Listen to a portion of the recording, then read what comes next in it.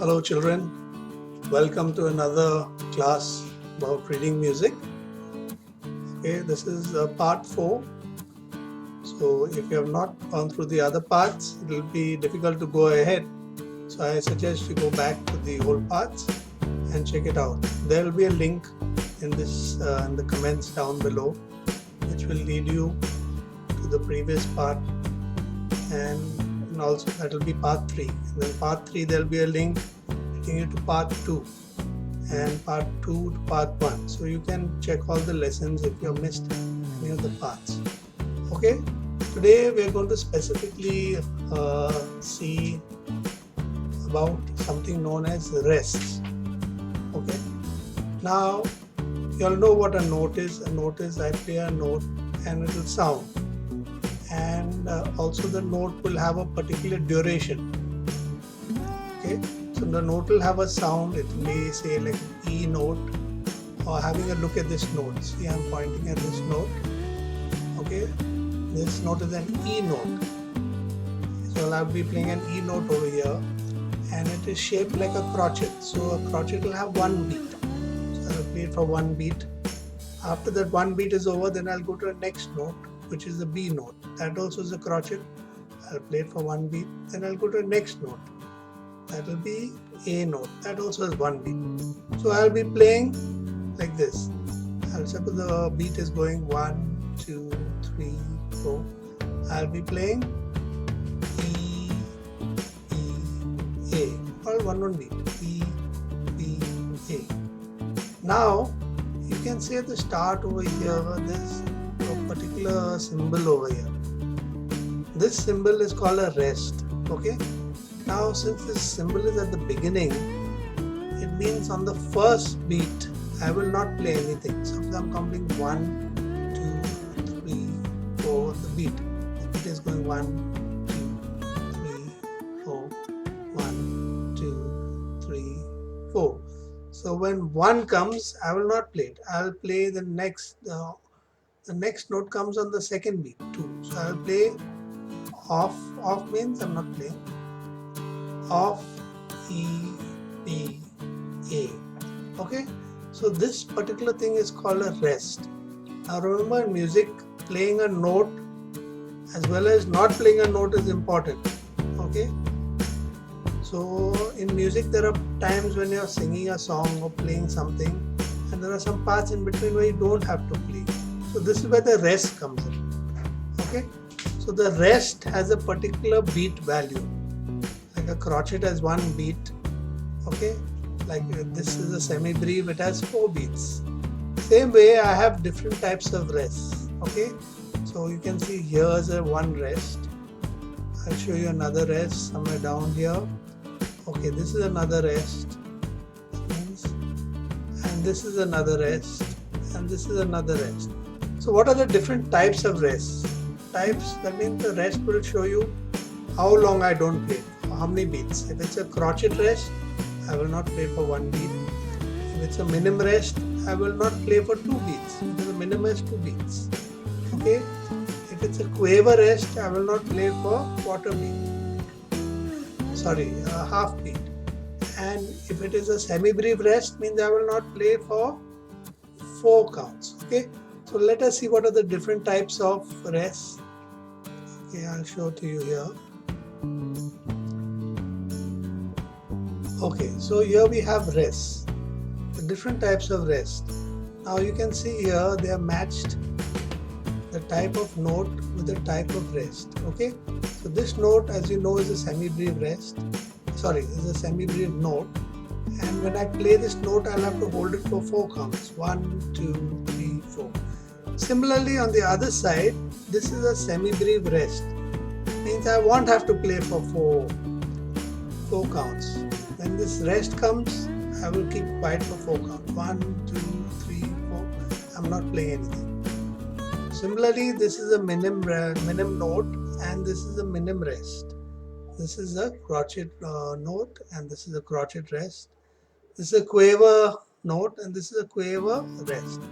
Okay, so a note means I have to play the note, and a rest means I don't have to play anything for the same count. So notice now this semi-brief rest. Okay, this is a semi-brief.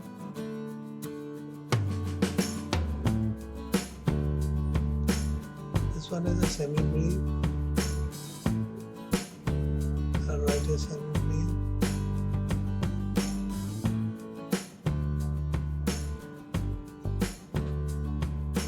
This is a semi-brief note. And this is a semi-brief rest. Okay. Similarly, this is a minim note. This is a minim rest. Okay. Now I'll just rub this out so you can have a look correctly how the semi-brief rest looks like. You can see that this rest is drawn like a rectangle on the second line in the staff of these 5 lines. Okay, this is semi-brief rest. This is a minim rest. Now these both look similar, but one is sleeping over here. This is called a lazy rest. This is a minim. A minim has 2 counts. It's a lazy rest because it's resting down. Whereas a semi-brief rest is sitting on top. So that is also has semi-brief has 4 counts. Next we have the crotchet rest. Okay, the crotchet rest you can draw this way. I'm drawing it here. And the side over here, it's drawn this way. Okay, this is how we can practice the crotchet rest. This stands for 1 beat, and this is the quiver rest, which can be easily drawn. It's like a 7. Okay. So these are rests showing you where you don't have to play. Okay. So remember, as you play a note, there's also a rest that can tell you not to play. And this is the basis of rest. Okay. So let us go now to the next part, which is called a time signature. Okay, let's have a look at that set of music again. Okay, so now this is a set of music over here. You can see on top we have the treble clef with the music written here. Then we have bass clef with the music written here. Now at the side of the clef on the right hand side, you see the sign here, 4, 4. We don't say 4 by 4, we say 4, 4. Okay, 4, 4 means 4 crochet beats in a bar. Now this line over here, you can see over here, this particular line here, this is called a bar line.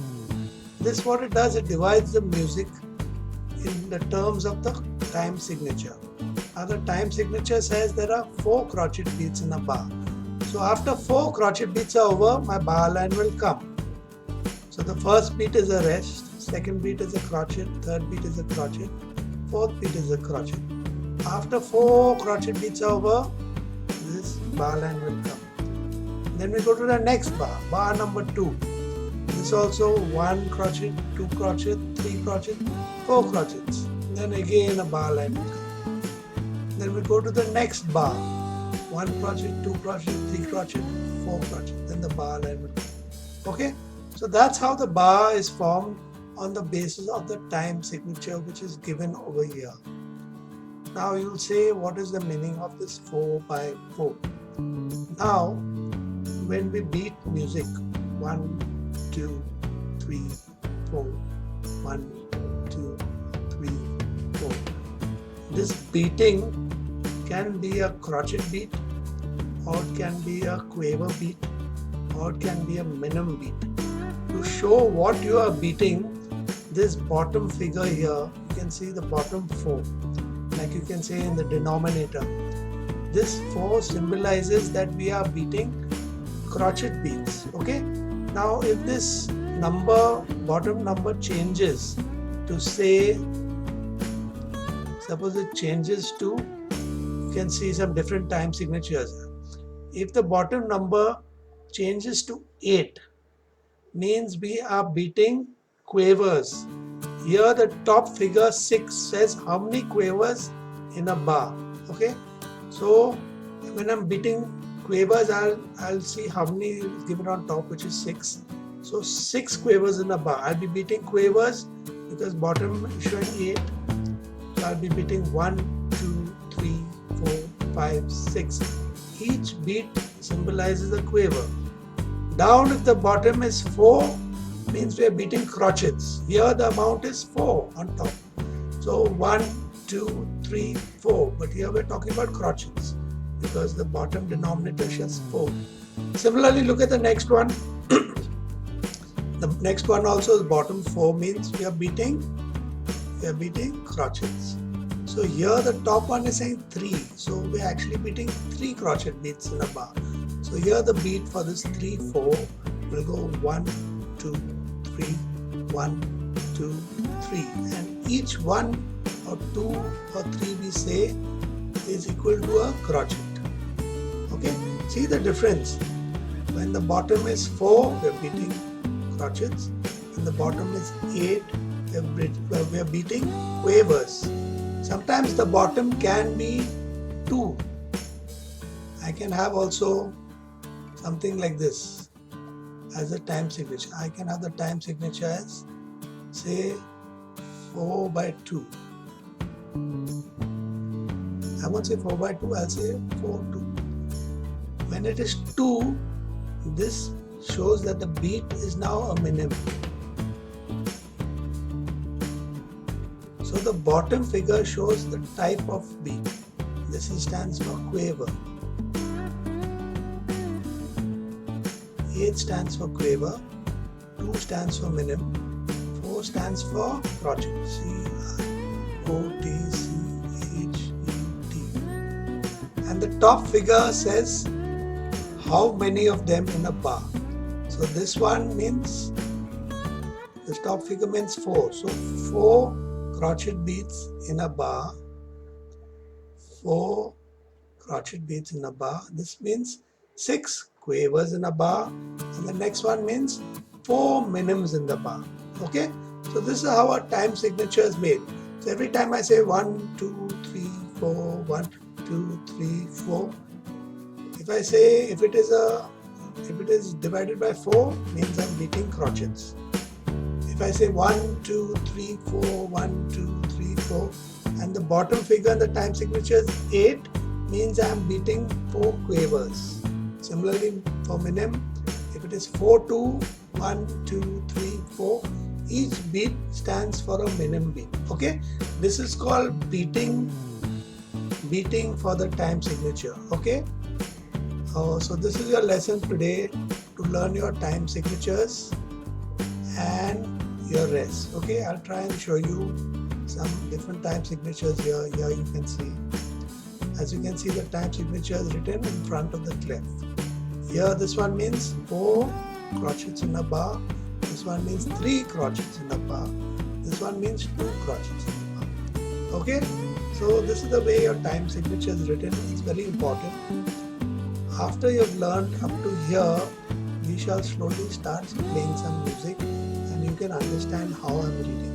Okay, so go through these 4 parts well, and from the 5th part we will start actually playing on the basis of what you have learned till now. Okay, that's all for today. Take care. Bye.